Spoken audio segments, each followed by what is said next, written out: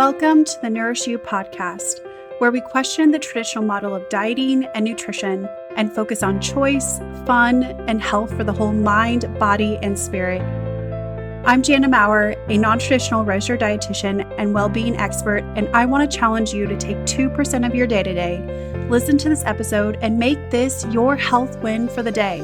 Pop in your earbuds, strap on your walking shoes, or pour a big glass of wine, whatever you need for today, and tune out the world as much as you can for the next 30 minutes, and let's fill up your cup. Welcome to the Nourish You Podcast. I'm Jana, your non-traditional registered dietitian. And for today's episode, I wanted to share with you a story of my own experience. So as some of you know, if you follow me on Instagram or Facebook, I had been training for 2 marathons for the year of 22. So hashtag 2 in 22. And I wanted to share a little bit more of my experience. If you've been following me on Instagram or Facebook, I certainly posted just the training runs and then finishing both marathons, one in Huntington Beach and then the other one in Napa. But I wanted to give and share my story because during the running experience, I found just so many different life lessons that I thought were so powerful, not only in my own journey, but I think that a lot of you might resonate with as well. And so today I'm going to just share this story and take you along the experience. So first and foremost, this I will say, so if you know anything about my personality, I really don't do well when someone tells me I can't do something. If someone says I can't do something instantly, I would say probably 99.9% of the time, I am going to find a way to do it. Maybe some of you will resonate of not liking to be told that you can't do something or, just being told what to do in general. And I always say that that's our little rebel inside. And if you're a coaching client, you might resonate with this as well. That little rebel comes out big time when we are told that we can't have something or can't do something. So I will say first and foremost that running these marathons was to get revenge. And if you know anything else about my personality, in a productive fashion, nothing that's going to be like harmful or, hurtful in any means. But I feel like revenge in the form of success is one of the best ways that you can have revenge against someone that has maybe put a limiting belief on you or told you that you couldn't do anything. And so that is why I started training for a marathon. Okay, let me back up a little bit. Let me just be totally open. It started when a guy messaged me via Instagram and noted that I had run a couple half marathons and asked if I had ever thought about training for a full marathon. And I said no. No, I had not. It was not anything that I was interested in. And frankly, at that time, I didn't believe that I could run a full marathon, that was completely out of my abilities. And him and I started, talking back and forth. We ended up meeting in person. He was going to help me train. Well, long story short, we ended up dating for a couple months and it ended really not the greatest. But one of the things that he left me with was, you will not be able to run a full marathon without me. And so that's where it comes in of, well, I'm going to prove you wrong. So insert the start of marathon training. So I started marathon training in November, a couple of weeks before Thanksgiving. And it was hard. I will say it was, at that time, I was just really hurt, angry, frustrated, defeated in a lot of different ways from a mindset perspective. But at the same time, I loved the challenge and I loved the idea of I'm going to really push my body.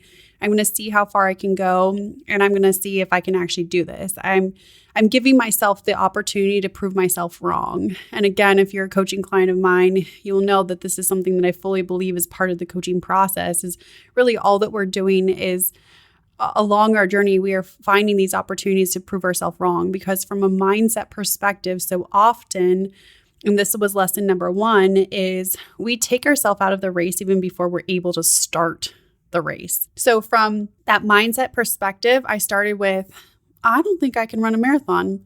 Running a marathon is for like these elite runners. They're for people that, are frankly in better shape than me. They have more dedication. They have more willpower. They have, just like all these other things that I didn't feel like I had at my fingertips or that, was really for me at this point in time. And as I started training, I started stepping into, well, maybe 26 isn't available to me right now, but 6 miles is. And once I hit the 6 mile mark, then the next time, okay, well, 6 miles was available to me. Now maybe 7 is. And so it really started to change how I saw the process, how I saw my own limiting beliefs, and how I really leaned into, again, proving myself wrong, but also being able to take it from a baby step perspective to say, okay, 26 isn't available to me right now, but this number is. Achieving that number and then continuing to move forward.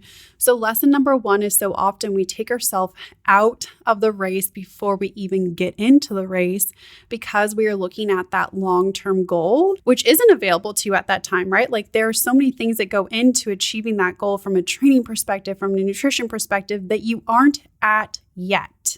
But that doesn't mean that you can't get there by achieving the small goals that are right in front of you, that are accessible to you at that point in time, in that moment.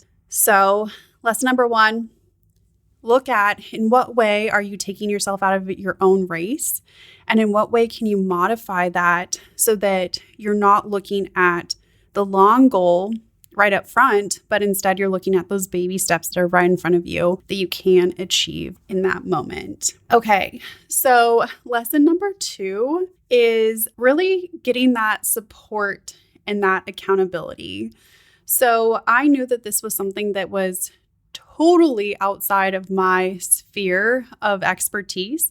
So yes, I'm a registered dietitian. Yes, I help women with nutrition and eating and forming a healthy relationship with food. But what I was stepping into was from a performance angle, was for athletics. And that is a completely different realm of dietetics. And so, yes, by definition, I am an expert in this arena, or I am a dietitian, but it was a sub-arena that was not familiar to me. And I needed to find someone that I could have the support and accountability to create a plan that was going to be able to facilitate that performance angle and help with the overall success of achieving this goal. So I had to, once again, check my ego, and I had to say, okay, in what way can I seek support from someone that this is their expertise and they are going to help keep me accountable and support me on this journey, and also be mindful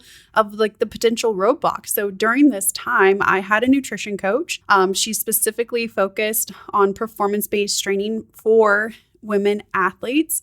And she was there with me the entire time. So after the Napa marathon, we were texting back and forth of like, okay, you got to get this in, you got to get this in. And she was there for me to be able to give a heads up of like things that I'm not going to be thinking of at that time. And that's why support and accountability is so helpful, is because the other person is there. 1, first and foremost, they're going to be there for you so you don't feel like you're going through this alone. And 2, they're going to keep you accountable and keep pushing you and keep looking for those opportunities to modify, or like thinking ahead for potential things that could be roadblocks, so that you can create a plan in that moment to address those things versus kind of being stuck and also feeling like you have to do it all alone. So yes, number 2 is once again, support and accountability are so crucial for anything in life. And I think so much so for that the health journey that we're on, is we need others in our sphere of influence to be with us and to support us and to hold us accountable, up-level us. I like to say, call us up versus call us out. Call us up to that next highest level of self. And you can't do that if you're doing it on your own. And it's no fun at all. So getting that accountability is so, so helpful. Number 3, and you guys, I might lose my track on how many lessons learned because there were so many things. When you're running for 26 miles, the mind goes crazy and you think about a lot of different things. But number 3, movement is a spiritual practice. And I firmly believe it's one of the ways that we can connect with God. And I'm going to narrow that down just a little bit more. I firmly believe it's a way that we can connect with God, especially for women. So this is something that I'm seeing a lot just in our culture, but then also with the women that I coach. I am such a proponent of women getting outside and getting a routine movement practice. I think it not only helps move the body, which helps move emotions, but I think it allows us as women to connect back with our bodies, which is such a sacred act. And I think it also allows us to open up and start to put our guard down to be able to receive the messages that God wants us to receive. And so for me, this practice was so spiritual in its nature, and was such a moment where I was able to connect deeply, not only with myself, but that spiritual wellness side. So if you guys are familiar with the realms of wellness, there is a spiritual realm, which I actually believe is the foundational realm of all things that we do. But I found this so pivotal when it was like mile 21. And at the Napa Marathon, between mile 15 and 20, there were hills. And I was thinking, okay, whoever created this course, remember, we're between mile 15 and 20. This is when we should be coasting. No. This is when we hit a lot of hills. And so now you're committed, right? Like at mile 15 to 20, like there's no turning back. You're already halfway done. So you're just going. But now you're hitting hills, and there was wind, and the wind was going against like the direction that we were running in. I mean, there were all these different aspects to the race outside of just running. And it really required that idea of dig deep. And when you dig deep, that is a spiritual practice. 100%. I'm sorry. That is such a spiritual practice where you say, are you going to quit? Or are you going to keep going? Because you have the choice. You have that choice. But what is the choice that you're going to make? And in what way can you connect with that at a spiritual level? Because that actually digs into like our why and just that source of power that prevents you from quitting. And so I believe even more so that having a routine movement practice is not only good for us physically, but it's good for us emotionally, mentally, and spiritually. To be able to move the body is such a spiritual practice. And then, it was interesting because in one way, this journey was an opportunity to seek support and accountability and to prove someone wrong. But it also was another way to continue to show up for myself. So I learned in this process that even if other people think that you can't do it, or even if other people aren't able to show up, or if other people quit, that doesn't mean that you have to. And even though all these other things are happening around you, it is still your race or your journey to run. And you get to decide if you are going to show up for you. So no matter what, I think this is lesson number 4. Again, I could be off on the numbers. But no matter what, no matter if someone tells you you can't do that, or if someone says that they're going to support you or be there for you or whatnot, and they're not able to for whatever reason, that does not give you an excuse or the opportunity to bail on yourself. And I'm getting a little emotional with this. I got the goosebumps because I see this so often is we believe the narrative of someone else versus our own narrative. We believe the people that told us, you can't do that, Or we believe because someone else isn't able to show up and be there for us, it gives us the opportunity to do the same damn thing to ourselves. And that's what we have to really correct, is no matter what anyone else does to you, you still show up for you. No matter what. No matter what, you still show up for you. So regardless of, again, I like to say, like, put on blinders. Put your blinders on and laser focus on the goal that is placed in your heart. This goal, whatever it is, whether it be running a marathon, whether it be starting your first 5K or 10K, or starting to get back to walking or taking care of yourself, whatever that is that's been placed on your heart, it hasn't been given to anyone else. It's yours. And you have to stop relying on everyone else to be there for you in order for you to achieve what has been personally placed for you. So show up for yourself. All right. I'm going to stop labeling the lessons. I'm just going to say another lesson because I forgot. So here's another one. Rationalizing or justifying inaction. So I'm going to paint this story for you. I found myself, in the course of running this marathon, there were many different moments where it just became harder. So usually around mile 11, that got a little bit more difficult. Mile 15 to 17 was really interesting on a routine basis. So usually around mile 15, well, actually this did happen. So when I was first training and getting up into the 14, 15, 16, 17 mile distance, when I hit mile 15, I actually had a panic attack. My breathing changed. My body got weak. I felt really overwhelmed. I wanted to just start sobbing. It was so overwhelming to me because for the first time I had pushed myself past my previous limit.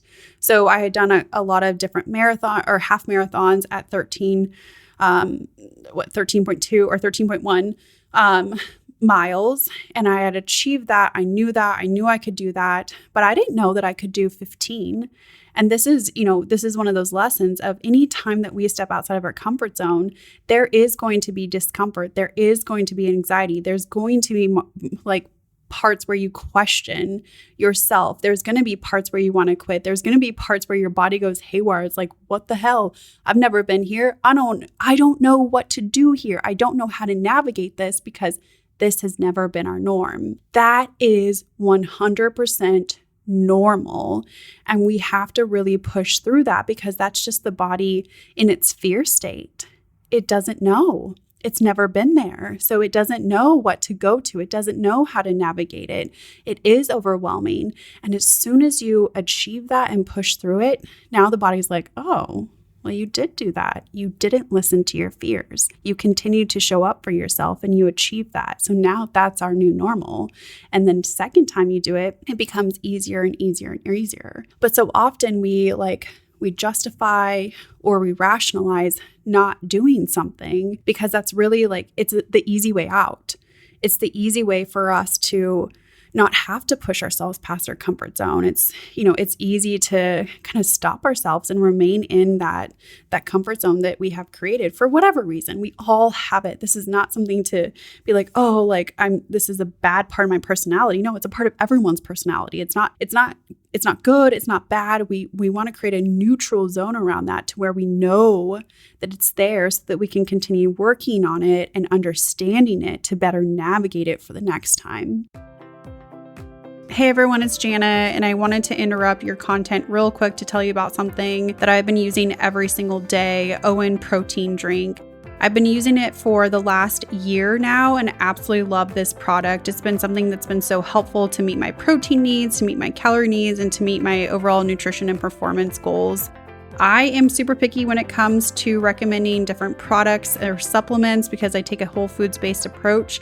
So I highly encourage you to check this out for yourself, see if you like it. I do have a discount code for you. You can click the link in the show notes below. At checkout, you can put JanaM20 to get 20% off and check it out for yourself. Now back to the episode. So really being able to step away from, okay, if I wasn't justifying this or if I wasn't rationalizing my inaction, what would I be doing? And that allows us to, one, create a game plan and a strategy And it really calls us up, right? Like, so I like to say call up, like let's call ourselves up versus call ourselves out, because we want to continue to step into that higher level self. And really in growth and looking at our mindset, we're constantly doing that because we're continually understanding ourselves as human beings. So I found that not justifying, not, within reason, right? So we don't want to create injury. We don't want to create exhaustion, but not justifying or rationalizing, oh, I can't do this or I can't do that, or I'm tired or whatever else, because you are going to get to that point and we do have to be mindful. So I found that this showed up big time when I was in the race around mile 15 to 17, again, started to get just that anxiety, the overall fatigue, but also knowing that I had been there and knowing that if I got to mile 18, once I got to mile 18, I knew I was in. Like I knew I was finishing. Nothing would stop me. It was game on basically at that time. But mile 15 to 17 was the question mark, because it was like, okay, well, what are you going to do here? And I remember telling myself, in no way are you going to justify or rationalize inaction. So basically stopping. So at that point, there becomes a walk run series. So you're running for a portion of a time and then you're walking, walk, run. And when you start that, one, it feels great to walk for the first time, but to be able to start running again is really where it's like, oh, but I don't have to, technically speaking, I don't have to do this. So it's super easy to justify or rationalize like walking even longer. So in my running for Napa, I did 2 minutes or after 13.1 miles after completing the half marathon. After that point, then I started my run walk series, and I would go for 3 minutes running and then 1 minute walking, or 2 minutes running, 1 minute walking. It really just depended. It depended on a lot of different variables. But during that time, whether it be 3 minutes or 2 minutes running, that 1 minute walk series was great. But it also was an opportunity to really mess up my training and mess up my results that I was looking to achieve. Because now, once I was walking, I had to start running again. And it's so easy to say, okay, I need more rest. I need more rest. I need more rest. And one thing that I told myself is not only we're not justifying, we're not rationalizing, but the saying that I told myself in those moments is, when I say go, you go. And I was literally talking to myself. So yes, I was that crazy lady out there, which, by the way, everyone was talking to themselves because it is a mental game. But I said my mind told my body that when I say go, when that 60 seconds is up, you're going. There was no question mark about it. This is what's happening. And when I gave myself that framework, it just changed everything, because I knew I gave myself enough rest for what I've trained for and fueled for and hydrated for. And now it was time to run again. But when you stop with that justification, rationalization, and you say, your mind says to your body, when I say go, you go, now you're training your body to respond and not question. And what this helps with is self-trust. Now everything's aligning. Your mind, your heart, your body, everything's in alignment. And this helps with you trusting you. And it's so interesting because not only was that helpful in the race, but I found myself in a meeting with individuals that were, frankly, they were paid way more than I get paid.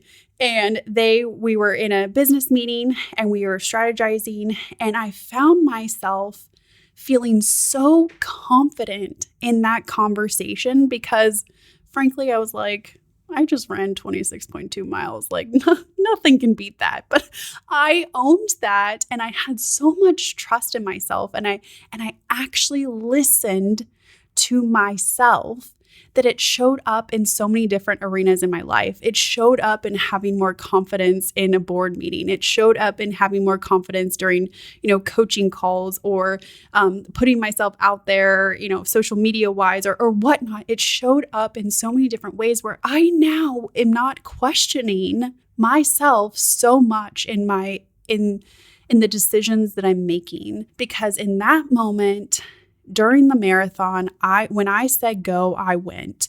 And that, if that is one thing that you can take away, is, oh my gosh, this makes me so emotional.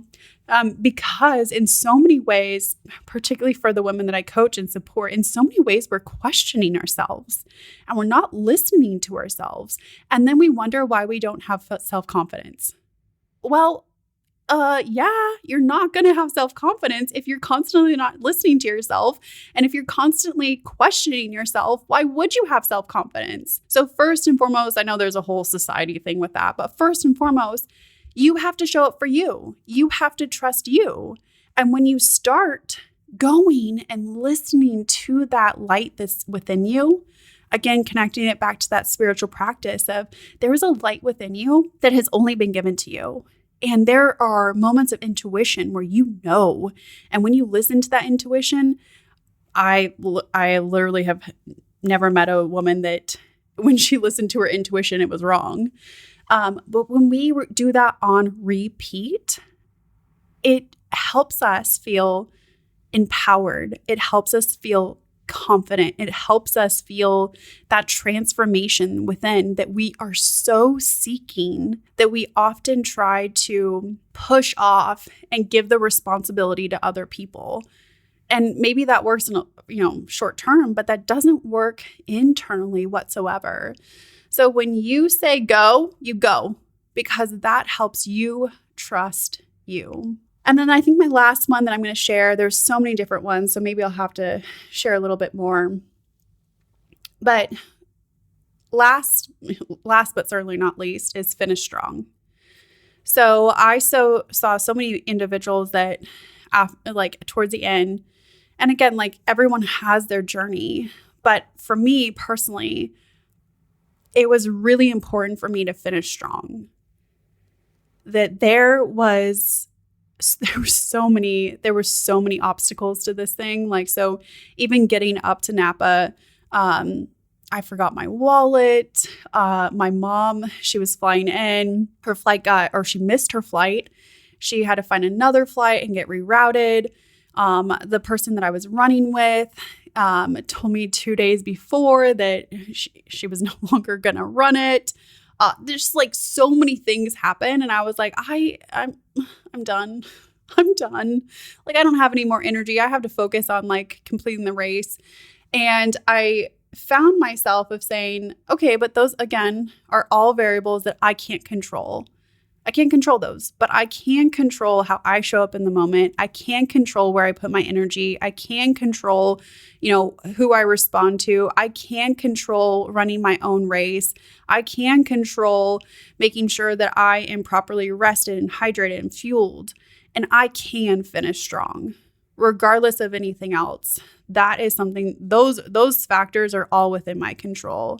And so finishing the race is really having to, you're projecting out your pace and knowing your pace that's appropriate for you, not what someone else is doing, but your own pace so that you can finish strong.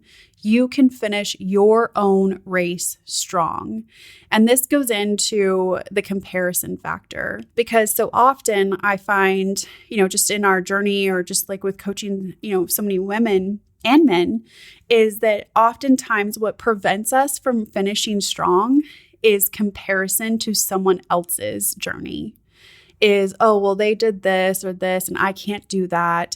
And so then you just give up and you don't show up and you don't push yourself and you don't finish your own race strong because you were comparing yourself to someone else's pace and someone else's race. Oh, that rhymed. But you can finish strong if the only race that you were comparing yourself to is your own race.